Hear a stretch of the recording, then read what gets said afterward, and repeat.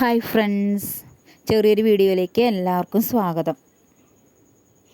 അടുക്കളത്തോട്ടമെന്നൊന്നും പറയാൻ പറ്റില്ല കേട്ടോ. ഞങ്ങളുടെ അടുക്കളയോട് ചേർന്നിട്ട് കുറച്ച് സ്ഥലമുണ്ട്. അപ്പോൾ അവിടെ അമ്മ കുറച്ച് ചീരത്തൈകൾ നട്ടിട്ടുണ്ട്. അതുകൂടെ കുറച്ച് പയർ, പിന്നെ കുറച്ച് കാന്താരി മുളകിൻ്റെ തൈ, പിന്നെ ഞാൻ അതുകൂടെ കറ്റാർവാഴ, കറിവേപ്പ്, 1-2 ചെടി ഇതൊക്കെ നട്ടിട്ടുണ്ട്. അപ്പോൾ എൻ്റെ എല്ലാ വീഡിയോസിലും നിങ്ങൾ കണ്ടിട്ടുണ്ടാവും, അധികം എല്ലാത്തിലും ചീരപ്പേരി, ചീരക്കൂട്ടാൻ അങ്ങനെയൊക്കെ. അപ്പോൾ അതൊന്ന് നിങ്ങളായിട്ട് ഒന്ന് ഷെയർ ചെയ്യാമെന്ന് വിചാരിച്ചു കേട്ടോ. പിന്നെ വീഡിയോ എടുത്തരണത് കുഞ്ഞു കുട്ടികളാണ് കേട്ടോ. അപ്പോൾ അതിൻ്റേതായ ബുദ്ധിമുട്ടുകളുണ്ടാവും വീഡിയോസിൽ. പിന്നെ രാവിലെയൊക്കെ നീറ്റ് കഴിഞ്ഞാലൊക്കെ അവരെ ബുദ്ധിമുട്ടിക്കേണ്ടെന്ന് വിചാരിച്ചിട്ടാണ് ഞാൻ അധികം ഫേസ് കാണിക്കാനും വീഡിയോ എടുത്ത് തരാനൊന്നും കുട്ടികളും ഏട്ടനൊന്നും ഉണ്ടാവലില്ല.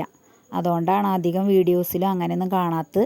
പിന്നെ അമ്മിയിൽ അരയ്ക്കണ നേരത്തൊക്കെ ഒന്ന് അവരെ വിളിച്ചിട്ട് അവർ ചെയ്തു തരുന്നതാണ്. അവരെ കളിയുടെ ഇടയിലൊക്കെ ഒന്ന് അവർ വന്നിട്ട് എടുത്തു തരുന്നതാണ്. അപ്പോൾ വീഡിയോസിൽ അങ്ങനെയൊക്കെ ഒരു ബുദ്ധിമുട്ടുകളൊക്കെ ഉണ്ടാവും. അപ്പോൾ എന്തെങ്കിലും തെറ്റുണ്ടെങ്കിൽ എല്ലാവരും ഒന്ന് ക്ഷമിക്കണം കേട്ടോ. പിന്നെ ഈ കുഞ്ഞു വീഡിയോ ഇഷ്ടപ്പെടുകയാണെങ്കിൽ എല്ലാവരും ഒന്ന് ലൈക്ക് ചെയ്ത് സപ്പോർട്ട് ചെയ്യണം കേട്ടോ. ഇതിന് കൂടെ തന്നെ ഞാൻ ചീരപ്പേരി റെസിപ്പിയും കൂടി ചേർക്കുന്നുണ്ട് കേട്ടോ.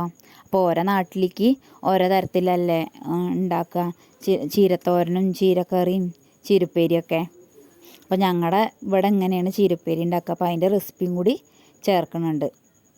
അപ്പോൾ ഇങ്ങനെ ചീരയുടെ ഇലയൊക്കെ ഇങ്ങനെ വെച്ചിട്ട് കഴിക്കുമ്പോൾ ഞാൻ വിചാരിക്കലുണ്ട്, ഇങ്ങനെ നമ്മൾ കോവയുടെ ചെറിയ തൈയൊക്കെ ഒന്ന് നട്ട് നോക്കണമെന്ന്.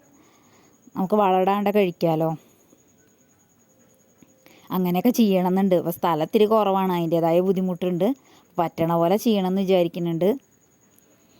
അപ്പോൾ പിന്നെ ചീരപ്പേരി ഉണ്ടാക്കണത് എങ്ങനെയെന്നൊന്ന് കാണിച്ചു തരാം കേട്ടോ. അപ്പോൾ അതിലേക്ക് ചെറിയുള്ളിയും ഉണക്കമുളകൊക്കെ ഒന്ന് ചതച്ചെടുക്കുകയാണ്. അത് അമ്മിയിൽ നന്നായി ചതച്ചെടുത്തിട്ട് പിന്നെ ചീഞ്ചട്ടിയിൽ വെളിച്ചെണ്ണ ചൂടാക്കിയിട്ട് അത് നന്നായിട്ട് മൊരിയിച്ചെടുക്കും. ഇവിടെ ഞങ്ങളങ്ങനെ ഉപ്പേരിയിലൊന്നും അങ്ങനെ തേങ്ങ ചേർക്കാറില്ല കേട്ടോ.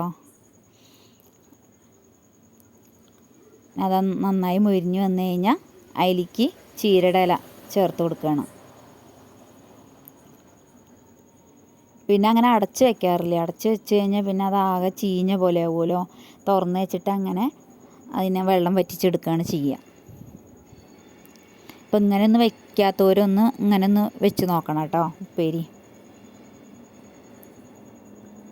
അപ്പം അങ്ങനെ തുറന്ന് വെച്ചിട്ട് വെള്ളം വറ്റണ വരെ ചെറുതീയിൽ ഇങ്ങനെ വേവിച്ചെടുക്കുക.